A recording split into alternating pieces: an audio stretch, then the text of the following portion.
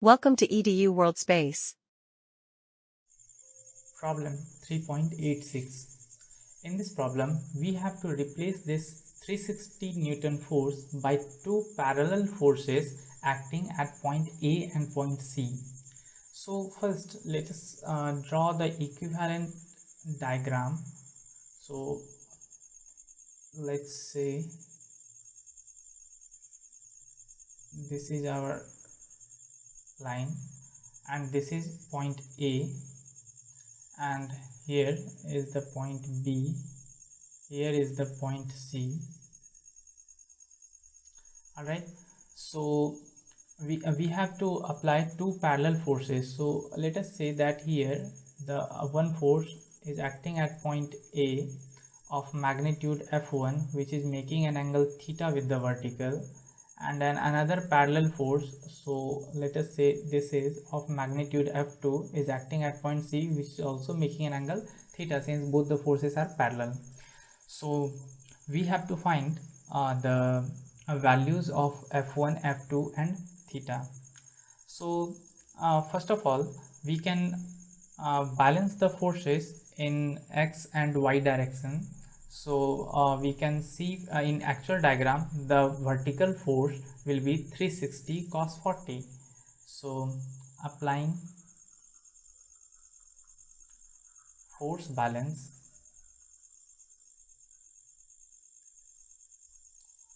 in y direction. Alright, we have to define here directions also.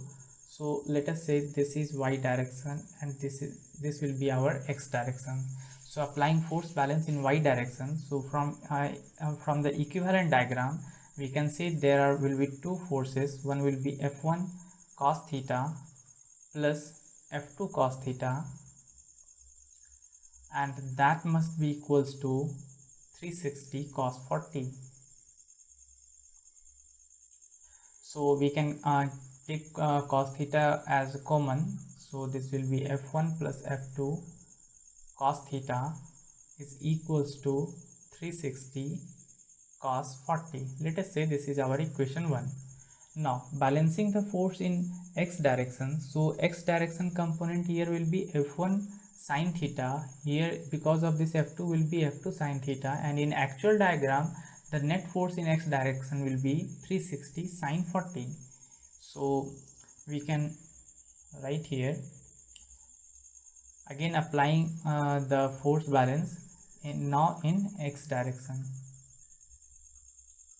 So if we apply the force balance in x direction, this will be F1 sin theta plus F2 sin theta, that must be equals to 360 sin 40. So we can take common sin theta from this equation. This will be F1 plus F2 sin theta, that will be equals to 360. Alright, so this is going to be 360 sin 40. Let us say this is equation 2. So if we divide equation 1 by equation 2, so by dividing 1 by 2, equation 1 by equation 2, so this will be the only left term will be cos theta upon sin theta is equals to cos 40 divided by sin 40. So from here we can say that theta is equals to 40 degree. Now we can put this theta equals to 40 degree in equation 2. So this will be F1 plus F2 sin 40 is equals to 360 sin 40. So this sin 40 cancels out. So F1 plus F2 becomes 360. Let us say this is equation 3. Now we can apply moment balance in actual diagram and in equivalent diagram. So if we observe the actual diagram here, the moment about point B is 0 because the equivalent because the force is passing through the point B. Now in this diagram we have to calculate the equivalent the moment because of these forces about the point B, and we will equate the summation of all those moments to the 0, because here the moment is 0. So if we go for the calculation of moment because of this F1 force, so we have to do some we have to apply some geometry. So if we extend this line here and we drop a perpendicular from point B, let us say this is the perpendicular line. All right, so to avoid confusion, let me clear this area. So this is the line of action of the force F1, and this is point B. So I'm going to draw a perpendicular line here. So we can draw a horizontal line at this point and extend this line.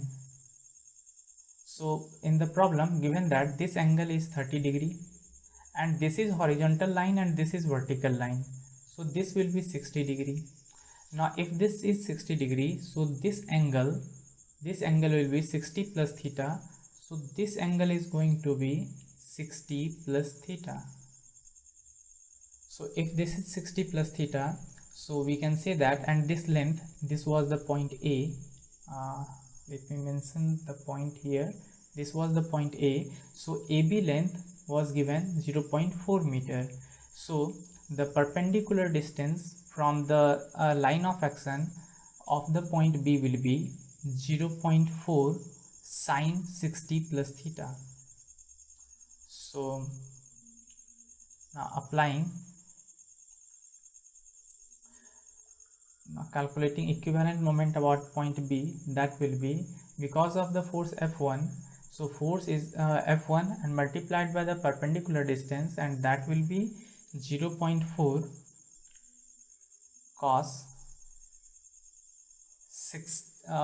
sine, it was sine 60 plus theta, and plus this was a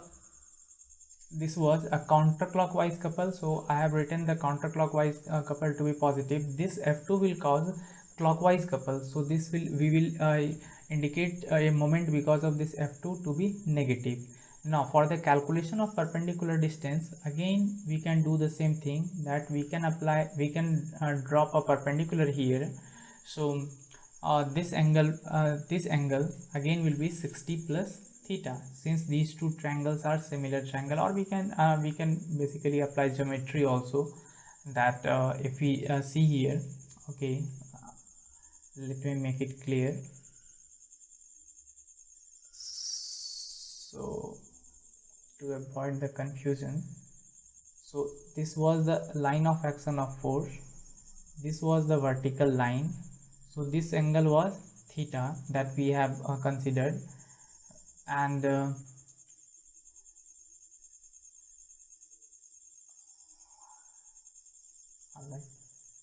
so this is horizontal line, and we have dropped the perpendicular from here. So we can see here, or we can do one more thing, that we have dropped the perpendicular from here, and since these two lines are parallel lines and this is going to intersect it, so this angle will be equal to this angle, this angle will be equals to this angle, so this angle will be 60 plus theta. So the length BC is mentioned in the problem as 0.35 meter. So the perpendicular length from point B of this length of this line of action of the force is going to be this length, and this can be written as BC sine 60 plus theta.